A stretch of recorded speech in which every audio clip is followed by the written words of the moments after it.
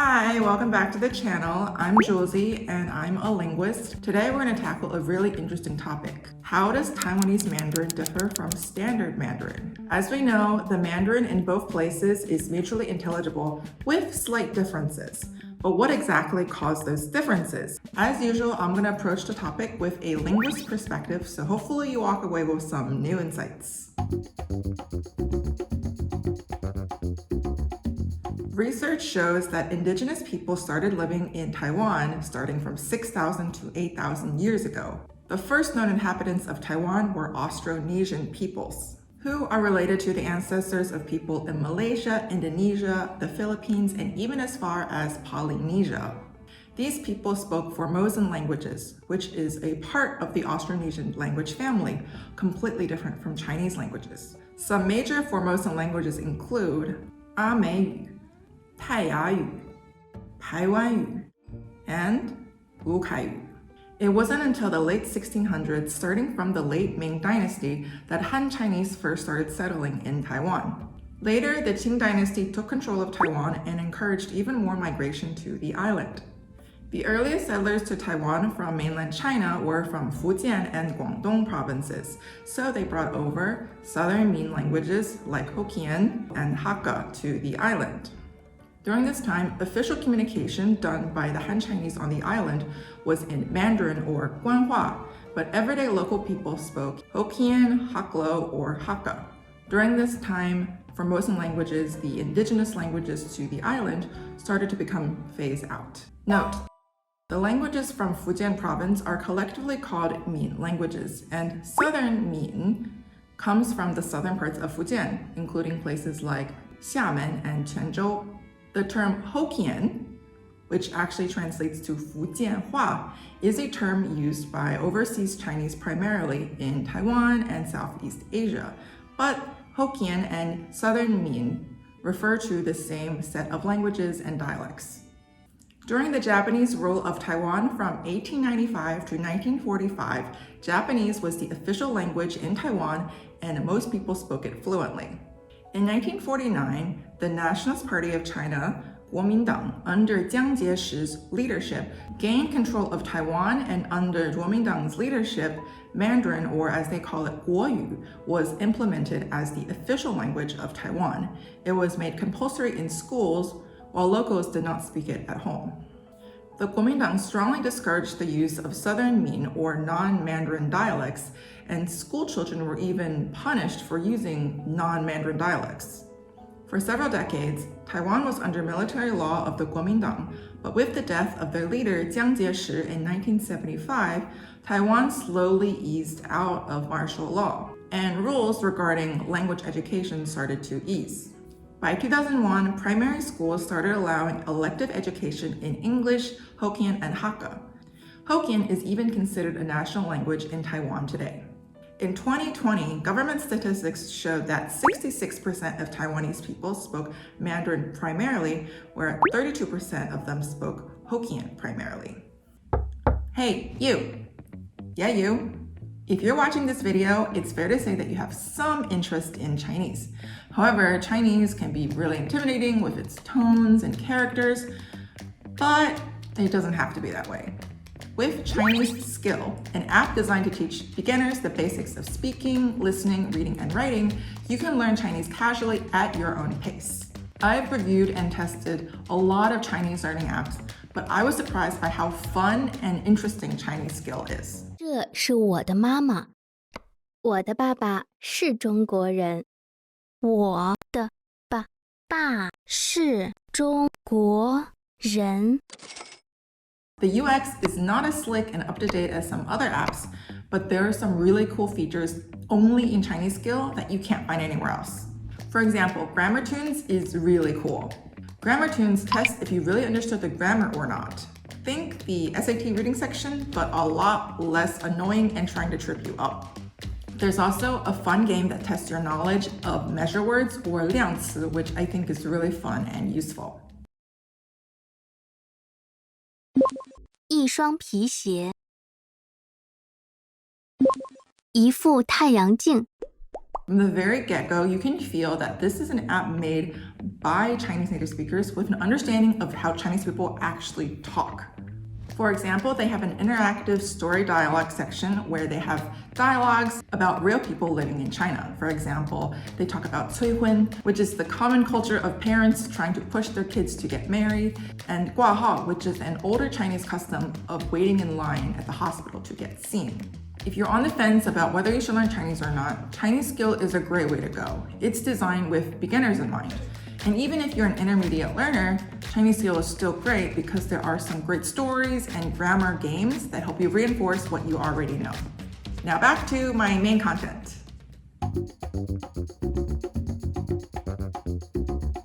In the early 1900s, before Guomindang split off to Taiwan, there were talks among Chinese scholars that the Chinese characters should be simplified. The general idea was that the writing system was preventing the country from becoming modernized. Some scholars even called for an abolishment of the Chinese character system to be replaced with an alphabetical system. It was during this time that various transliteration systems were being created, with the most famous of them being the 注音符号 system, commonly known as BOPOMOFO. This was created by a Chinese scholar called Zhang Binlin, who fashioned the symbols off of ancient Chinese characters. However, it was clear that scholars could not agree to abolish the Chinese character system, so 注音符号 was never very widespread in China. The intellectual class felt that instead of transliterating the Chinese characters, that simply simplifying the characters would make things a lot better, and their goal was to get the average people's literacy rates up. As we know, the Guomindang split off and went to Taiwan in 1949, so Taiwan never got these simplified characters that eventually became approved in mainland China. Those simplified characters were approved in 1956 for a list of 6,000 of the most commonly used characters. Thus, as we know, Taiwan maintained the traditional Chinese script all of these years, and additionally, Taiwan adopted the 注音符号 system, commonly known as 波泼莫佛, for spelling and teaching spelling to children and also typing. In mainland China, as we know, we have the pinyin system, but that is a whole nother video. A fun fact is that all of us know that traditional characters are hard to write, especially quickly. So a lot of Taiwanese native speakers will actually have shorthand written forms for a lot of Chinese characters that look similar to both simplified Chinese and also Japanese. And although Taiwan uses traditional Chinese characters, research shows that literate Taiwanese people can understand a text in simplified characters. For Standard Chinese, or 普通话, the pronunciations were based on Beijing and Hebei specifically, and also Northern China in general. As for Taiwan's Mandarin, pronunciations were based on traditional pronunciations found in Chinese dictionaries from 1930s and 1940s. It's important that when Mandarin was being implemented in Taiwan as the national language, most people speak Minnan or Hokkien at home. And so the Mandarin that these people learned in schools was the only time they had exposure to Mandarin at that time. So in schools, they specifically taught no hua, and they also taught the more standard pronunciation of words. So words tend not to have a neutral sound or 轻声 at the end, like they do in mainland. For example, in mainland China, this word would commonly be pronounced 先生, 先生, with a neutral tone for the second character, 生. However, in Taiwan, it's usually pronounced 先生, 先生. Another example is this word. For example, in mainland China, this word would commonly be pronounced 知道, 知道, with a slightly less stressed second syllable. But in Taiwan, it would be pronounced 知道, 知道. However, this rule does not apply to words that end in 字. This word is pronounced 孩子 in both mainland and Taiwan. Some common but non-standard pronunciation changes in Taiwan look like this. For initial sounds, retroflex sounds tend to merge with their alveolar counterparts in Taiwan. For example, ZH is usually pronounced Z. This word in mainland is pronounced 照顾, 照顾, but in Taiwan it is pronounced 照顾, 照顾. CH turns into C in Taiwan. So instead of ch in mainland, in Taiwan we have 吃. SH turns into S in Taiwan. Instead of shu, we have su. The F sound also doesn't exist in Minanhua, so it tends to turn into a soft H sound in Taiwan. Fumu turns into humu. Southern Min tends to not have N or R as starting initial sounds, so they tend to turn into an L sound in Taiwan. For example, nan is pronounced lan, 好热 is pronounced 好乐. As for finals, ing and eng endings tend to merge with in and en endings. So in mainland, this is pronounced beng and this is pronounced ben, but in Taiwan, they're both pronounced ben. And additionally, sometimes the eng ending turns into an ong ending. So feng will turn into fong. Vowels. As for vowels, there are many vowels in Mandarin Chinese that don't exist in Minanhua, so there are some replacements that happens in Taiwan for these sounds. This is just a small sampling of the differences. In Minanhua, this sound doesn't exist. So instead of 需要, in Taiwan, it's pronounced 西要. There is no this sound in Minanhua. So instead of 自从, in Taiwan, it's pronounced 注从. There is no this sound in Minanhua. So instead of pronouncing 一个, it's pronounced closer to 一个, 一个. Research shows that the tone space in Taiwanese Mandarin is narrower than the tone space in standard Beijing Mandarin. The tone 2 does not go as up as it does in standard Mandarin, and as for tone 3, it tends to go down, but then not go up at the end as in standard Mandarin. This gives Taiwanese Mandarin less of a harsh sound compared to standard Mandarin, which has higher highs, lower lows, and more contours in its pronunciation. Word-level pronunciation differences. A 2008 study based on 7,000 of the most commonly used characters in both Taiwan and China found that 18% of these 7,000 commonly used words were pronounced differently. There are long lists of the differences, so I'm just going to give you a small sampling of them. As you can see, the differences mainly include tone changes, tone differences, and vowel final variations. Vocabulary differences. Because Taiwan was colonized by Japan for about 50 years, and Taiwan had more early interactions with the Western world, there are some words, especially newer words, that were developed separately between Taiwan and mainland, so there are some common usage words that are quite different.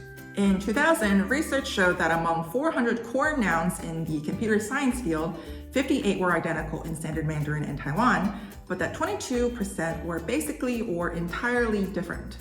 Here's a list of English words that tend to have different names in Taiwan and mainland China. As for the word internet, in Taiwan, it's called 网路, but in mainland China, it's called 网络. For the word briefcase, in Taiwan, it's called 公事包, and in Mandarin, it's called 公文包. For the word software, in Taiwan, it's called 软体, and in mainland, it's called 软件. For the word simultaneous interpretation, in Taiwan, it's called 同步口译. And in mainland China, it's called 同声传译 or 口译. To print in Taiwan is 列印. In mainland, it's 打印.